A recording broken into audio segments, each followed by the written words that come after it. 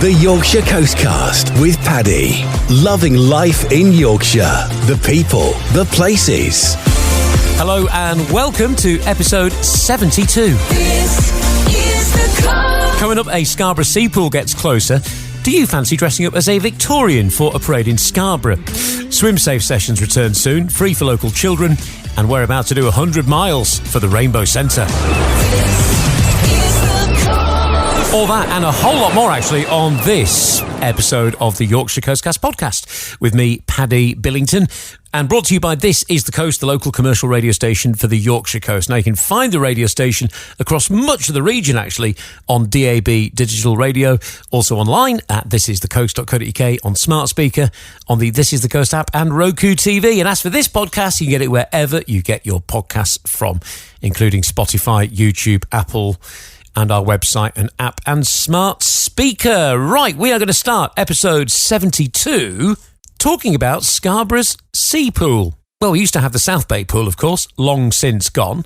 There used to be another little tidal pool in Scarborough Mills as well, which you may remember. Scarborough was the first place in the country to have a tidal bathing pool. Now lots of places in the country have them. They're all the rage. But we don't have one in Scarborough anymore. Well, there is a campaign to bring one back and create it somewhere near Scarborough Spa.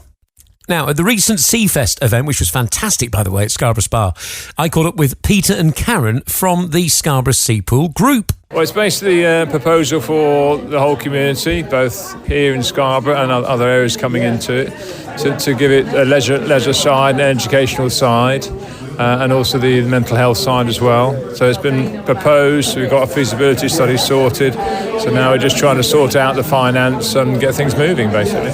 Scarborough obviously has a tradition of the South Bay pool, no longer there now, but sea swimming has become a bigger thing again now, isn't it? It's hugely beneficial. People are finding that it's exhilarating. It helps people with if you've got joint problems, so if you've got sore knees, sore wrists, like I've got, it helps that. But it's just such a fun and exhilarating thing to do. But we want to do it more safely. So safety is uppermost in our mind. Accessibility is a big thing for us. We want it somewhere where people can feel like they can go, they feel safer, they feel like they can have a try if they've not done it before, and they're not exposed to strong tides and rip currents. I think you can do it all year round. Yeah. So how would it work then for those that haven't seen the plans? Talk us through what it's going to be like. Well, basically it's to improve the facilities locally near the spa or very close to the spa, build the tidal pool up, and then basically the amenities will then follow, and then that will attract the people coming in, word of mouth, more publicity, and basically the health and wealth of the local area. How confident are you that it's going to happen? We're pretty determined, so that keeps us going, and we're at the stage now where we're talking to marine engineers and architects so we can get more detailed ground investigations and technical surveys done, which will give us more confirmation of the design and the location. So it could be either somewhere slightly to the south of the spa or to the north of the spa, but we definitely want it to be kind of fairly central, accessible, and for people to use. And finally, the great thing is Scarborough celebrating its 400th anniversary as a seaside resort. It all was to do with the water. The icing on the cake. Yeah. Scarborough without a sea pool is fish without chips. It just would really top it off. There's loads of other seaside towns still have their sea pools, and we want one back here in Scarborough. We're pretty determined and confident. As we say, it's been successful in other parts of the UK, so why can't it be here as well?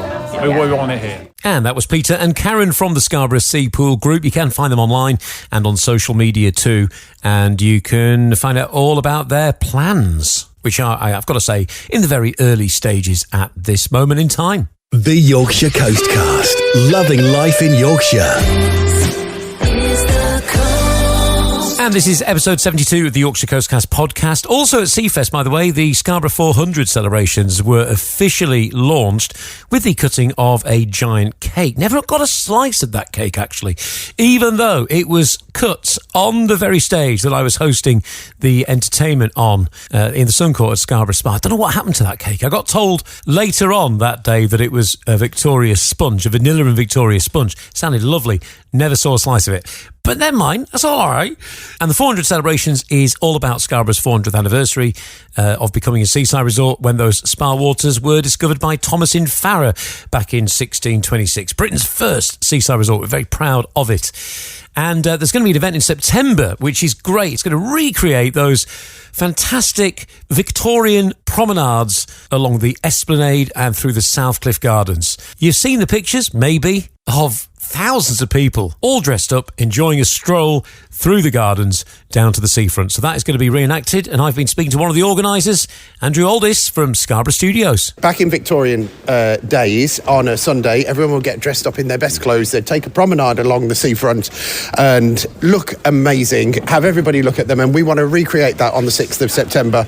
And we're inviting people to get dressed up and come along for the ride.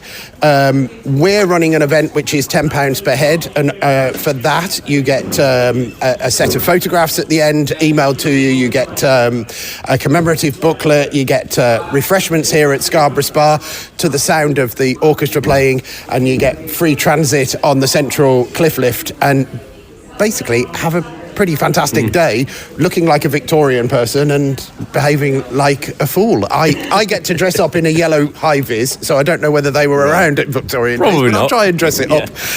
So yeah, that's what the event Victorian is. high-vis, yeah. We've all seen the pictures, haven't we, of people promenading back in the day, and you wonder on hot days just how hot they must have been. There must have been a few people fainting, but then again, they were just built differently, I suppose, weren't they? They were used to it. That's what they wore. That's it. Well, I mean, there's are they going to faint because they're hot? I mean, I always think, was the Victorian time just a bit smellier than the present day? Because I guess it probably was. But yes, I guess they were more hardy folk, and the ambulances weren't hanging around for them. But yeah, and also they were really strapped in, weren't they? Yeah. Really strapped in. I guess there were several layers to absorb the sweat. Hopefully it won't be too warm a day on the 6th of September. The Yorkshire Coastcast, loving life in Yorkshire. The people, the places. This is the coast.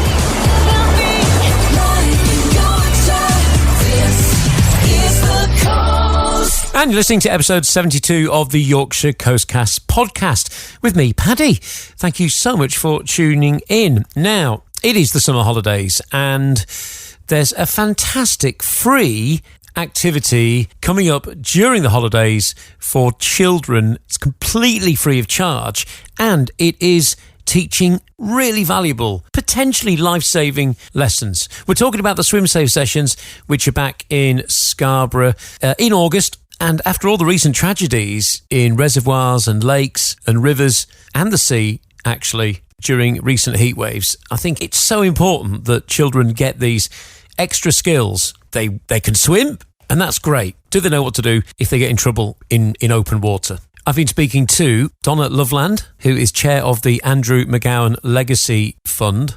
Andrew tragically lost his life while trying to save his dog in Scarborough South Bay over a decade ago. So we start on the 3rd of August, run until the 12th of August, and they're completely free to children that are aged between 7 and 14 years that can swim 25 metres. And the sessions give children free water safety advice for staying safe in open water. And I feel like this year, more than ever, I think it's really important, isn't it, that people take advantage of this? Because we've heard of the heat waves that we've had and the awful tragedies involving young people in rivers, reservoirs, open water. And it's that case of you never think it's going to happen to me. And obviously you know only too well that it can and does happen. Do you feel like it is even more important to get that message out there this year when you think about what has happened recently? Yeah, definitely. Especially, like you say, because of the number of drownings that we've had just in a short period of time while the weather's been really warm. And I think specifically because kids obviously learn to swim in a swimming pool, and then when they go to visit the beach or a lake or anything like that, they're totally unaware of the surroundings. So by doing the swim safe, it gives them that educational aspect of what it's like and how the environment can change. Yeah, so what sort of skills do they learn? Because like you say, you know, you're looking for people that can swim, know how to swim, but these extra skills, just talk us through the kind of skills they'll get. So basically, we teach them right from the beginning the beach rules. So it all starts by a lifeguard will give an educational talk on what the flags mean, who you should call if you got into trouble, what you should do if you saw somebody in trouble. We go through all of those stages. We practice different things, like if they get into trouble themselves on land, how to survive if you were in a group or alone. It's things like learning how to float. Because obviously they may have learnt sort of some aspects of it at swimming, but it's completely different if you were in a lake, a river or the sea. So we then go out into the sea, out of the depth, and put everything into practice. So they have a real understanding of how to use what they've kind of learnt. And it's great, isn't it, that this is free, and obviously you've created that opportunity and you've had to do that through fundraising and stuff. You're determined to keep doing this, aren't you? I am, because obviously as a family we had a relative that drowned, and I always wanted something to come out of Andrew's accident to be positive. And I feel by doing the Swim Safe, it's giving something back to our whole community. And if we could get a few little positives out of it, then that's really good. But when it comes to the fundraising, we try to do a lot ourselves, but we wouldn't be able to do it obviously without the support of local community that help us fundraise all year round. So it's much appreciated that they can keep helping us go. So if people do want to get involved, then remind us again when and where and how people can do that. So we start on the 3rd of August, and it's Monday to Friday. And the sessions start at 11 o'clock on the morning, and they run hourly till 3. And basically you can either go on to the Swim Safe website and pick Scarborough as the location and book your, how many sessions you'd like, or you can just come down to North Bay. We're just in front of the management centre, which is where the lifeguards are, and the toilets. You'll see a big blue gazebo. And our last session will be on Wednesday, the 12th of August.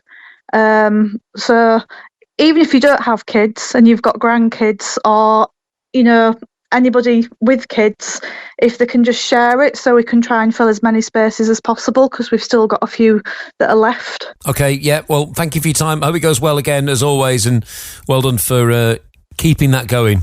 No, thanks for helping us share it. And you can find out more about these Swim Safe sessions and get your child or children booked on at swimsafe.org. And actually, when you think about it, when we've heard earlier about the plans for a tidal sea bathing pool in Scarborough, it's another reason why that is a very good idea. The Yorkshire Coastcast. Loving life in Yorkshire. And this is episode 72 of the Yorkshire Coastcast podcast with me, Paddy. Now, on the way, we chat to a guy called Matthew Eyre from BR Asbestos. They're a local company with national coverage, and they are supporting Scarborough Athletic FC this season, sponsoring the Victory Bar. So it's now going to be known as the BR Victory Bar. And not only that, they're also sponsoring our This Is the Coast extra coverage. So that means they are sponsoring our commentary of Scarborough Athletic and Whitby Town FC, along with all the other content that we put on our extra service, which you can get online on the This Is the Coast app and on smart speakers as well. And it's a very interesting business to get into, asbestos removal. You imagine it's not really for the faint-hearted, so we'll have a chat with Matthew all about that very, very shortly. The Yorkshire Coastcast. Loving life in Yorkshire. Now, this weekend, me and Nicky are going to be doing challenge number 3 of 7 in our rainbow challenges for the Rainbow Centre. There's 7 colours in the rainbow, so 7 challenges for the amazing Rainbow Centre in Scarborough. We've already done the Yorkshire Three Peaks. We've already done the Lyke Wake Walk. So the first one was 26 and a bit miles. The second one, 40 miles over barren moorland in awful weather. But this is taking it a lot further. And that is because we received an anonymous, extremely generous donation of £1,000. So our target was 777, but we're now up to £1,255 at the time of recording. Let's bring in Nicky at this point. So let's talk about this particular challenge, 100 miles from Edinburgh Castle to Glamis Castle. Oh, this is something really to be excited for. It's going to be 100 miles. Yeah, 100 miles. So the most we've done is 70, and that was the wall last year. Last year, that's right. And I was so broken at the end, I didn't care about crossing the finishing line. No, and you let me carry all the bags. Yeah, well, we've been through this millions of times. So this is different, isn't it? It's not over mountains, but it is 100 miles, and there is a big climb at the end that nobody seems to be talking too much about. But I've checked the elevation, and it's like 1,000 feet climb at mile 92. The contours are slightly showing. There is a hill that nobody is wanting to talk about, like you said. But I think if we've got 80 miles in the bag, I think 20 miles at the end is doable. It's funny though, isn't it? When you've done so much, like 2, 3, 4 miles, you think, oh, we've done so many, that's not many left. But it just takes so long, isn't it? I do think it's just mind over matter. Yeah, you always say this, yeah. You know, we set off, we have a wander, and then we finish. You know, obviously with a few health hiccups over the year, we haven't had much training like we normally would, but I don't think that's going to stop us. No, and 48 hours does seem a long time, doesn't it? But when we did the Tabular Hills walk just for fun, that was 50 miles, and we did that in just under 24 hours. We did stop a few times, including in a cafe in Huttonley Hole, but it still brought home the fact that we would need to do that again, the whole thing again. And we were fairly tired at the end of it. Yeah, but we knew at the time as well, we weren't pushing ourselves. It was just about getting the miles in, the training. I think if we'd have been more, we've got to do it, I think we'd have gone faster from the get-go. It's all for the Rainbow Centre, so really, really good cause. Not sure how we're going to better this, because we've still got 4 more events for the Rainbow Centre after this, haven't we? Oh, we have, but do you know what? Life is a challenge, and this 100 miles is a challenge, and that's why we're taking this on as part of the Rainbow Centre. We are pushing ourselves. What's funny at the end of these rat race events is they give you like the tiniest little bowl of soup, don't they? A tiny, teeny, tiny cup of soup. They just scoop it out with a spoon and pop it in a little cup for you, and it's like, really? With the smallest, scruffiest piece of bread ever. So I'm thinking... They don't give you bread. They've never given us bread. No, we did get bread. Okay. Anyway, so talk us through your idea. I think we should take some crusty bread, thick crusty bread, and some Lurpak butter. And at the end, we just set that table and we'll just spread it. Which might make people jealous, but it's a bit more weight to carry around with us, isn't it? A big tub of butter. No, we just put it in the finishing bag. Yeah. So we start on Saturday at 8 o'clock and we finish who knows when, but we've got until 8 a.m. on Monday morning. 48 hours. And you are banning me from having any sleep. You can have sleep stops. There's 3 different places where you can have a kip if you want, and you're telling me it ain't happening. There is no sleep stops, because I do really believe that if we stop to sleep, our bodies are going to seize up, our minds will just think, no, it can't be done, whereas if we just carry on, I think we'll do it. So we set off from Edinburgh Castle and we go over one of the bridges between the Forth Bridge and the New Bridge, and then we go along the coast and we end up in Dundee. Never been to Dundee before, so that'd be good. In fact, the whole of that coastline is completely new. And St Andrews, I'm looking forward to going there, famous for its golf course and where William met Kate. And big hill at the end. And I'm looking forward to seeing Glamis Castle because it looks amazing. I just hope that I can appreciate it. I'm sure you will. You know, we'll be smiling at the end. So if anybody would like to donate to this fantastic cause for what we're going to be doing and to help us get us over the finish line, who do they go to? justgiving.com/page/rainbow challenges. justgiving.com/page/rainbow challenges. Good luck to you. Good luck to you too. Who needs it most? We're a team. The Yorkshire Coastcast. Loving life in Yorkshire. The people, the places. This is the coast.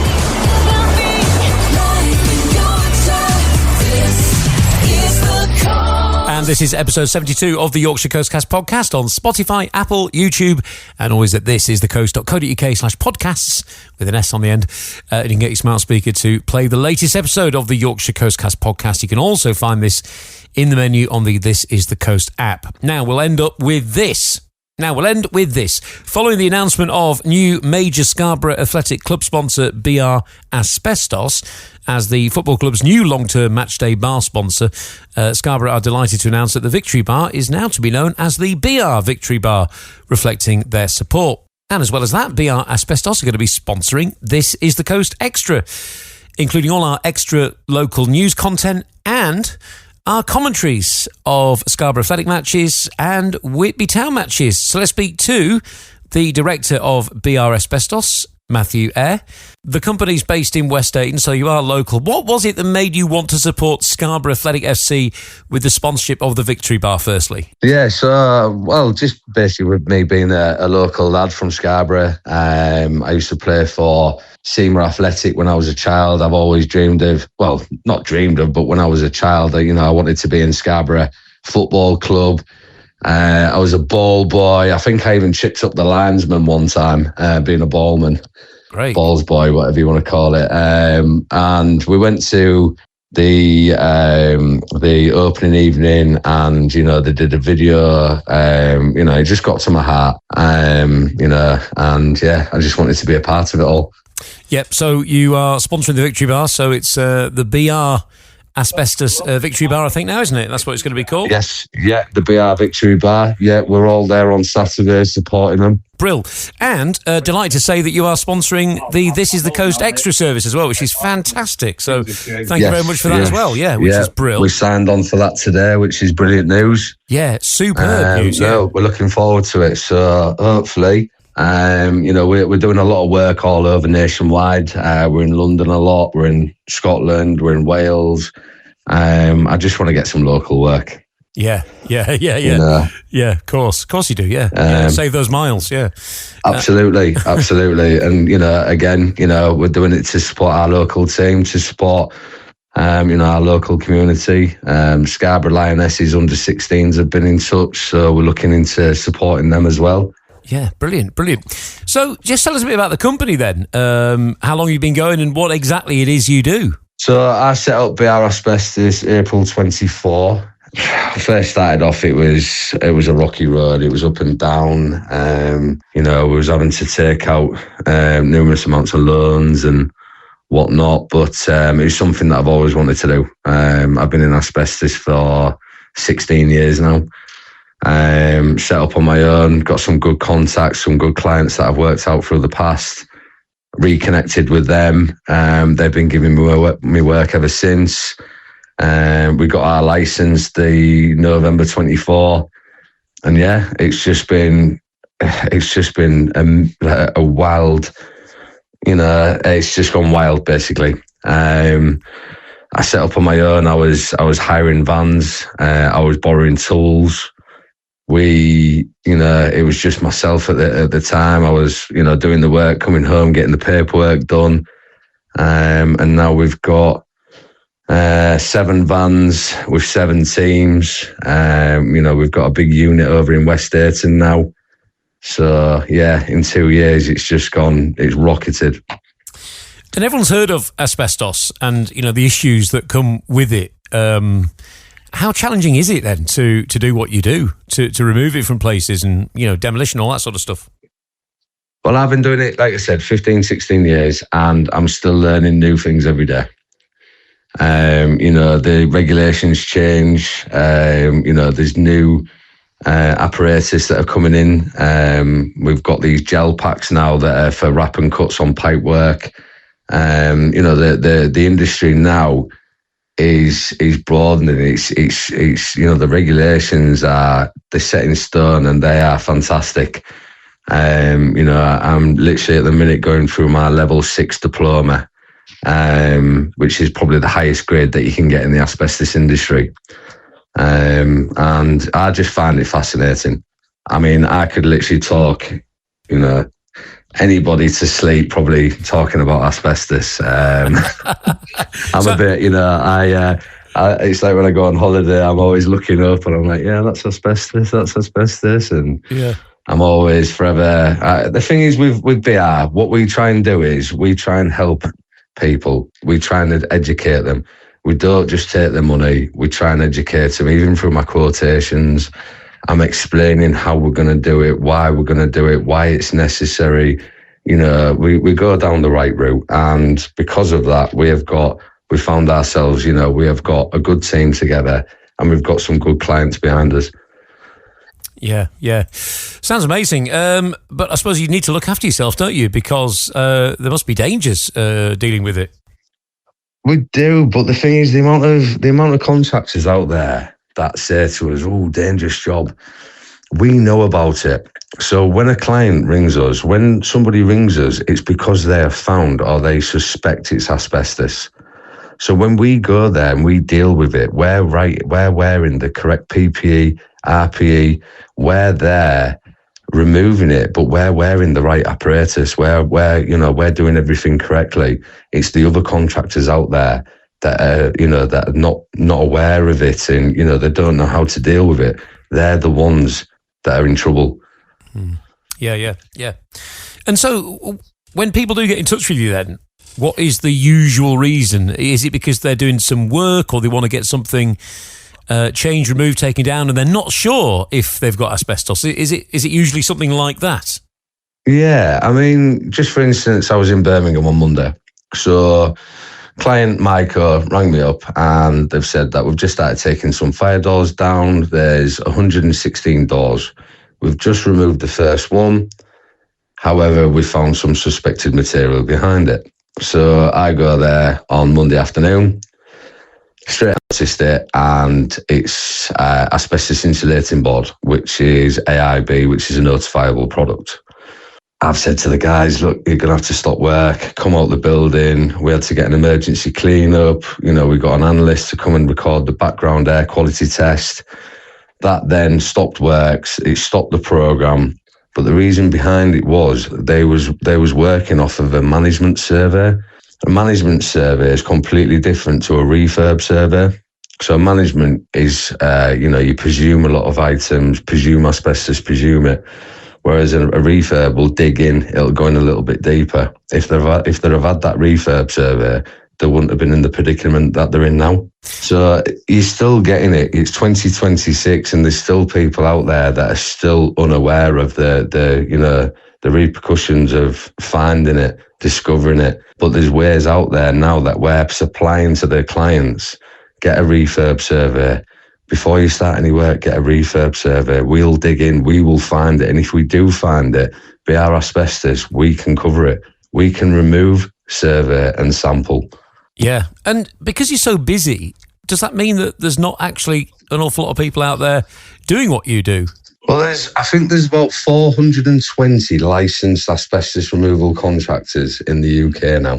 Right, okay. So the coverage, 420 licensed contractors, is a good coverage.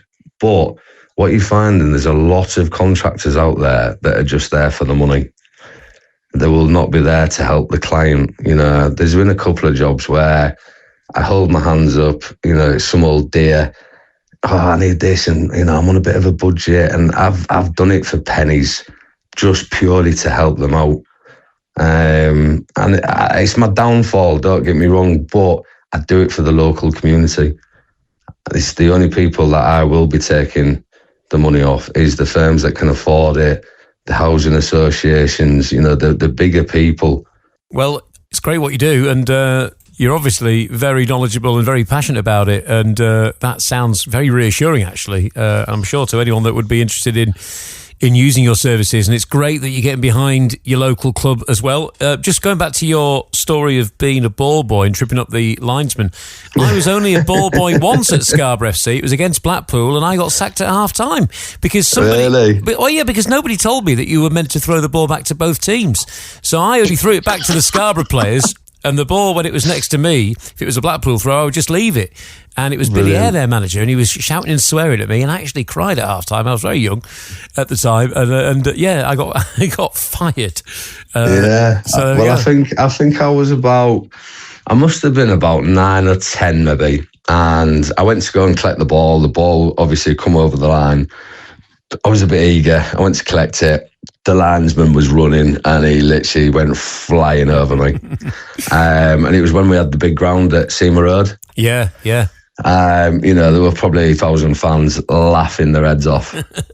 My face went bright red. I went home that evening and I was so upset.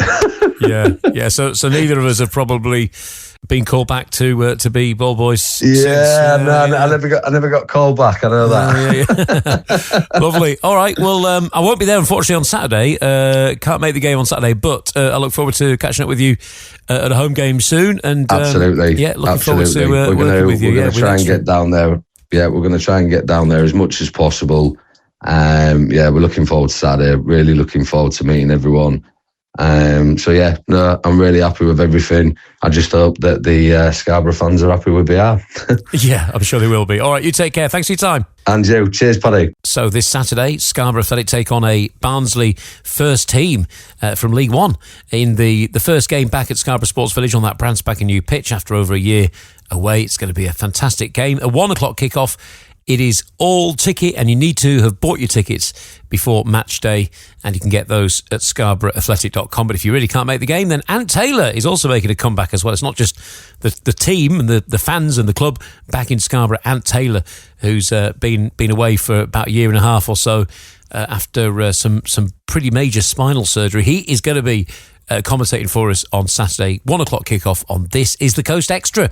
Well, that's it for episode 72. Thank you so much for listening. We'll be popping into the shows over the weekend, updating you on how we're getting on, get a few pictures on social media too, and fingers crossed we do it. The 100 miles for the Rainbow Centre, and that address again, if you'd like to donate anything at all with a good luck comment, it is justgiving.com/page/rainbow challenges.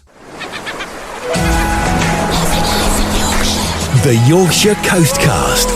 The people, the places. And don't forget to subscribe wherever you get your podcasts from. That way you'll get notified every time a new episode lands. Thanks for listening. The Yorkshire Coastcast. Loving life in Yorkshire.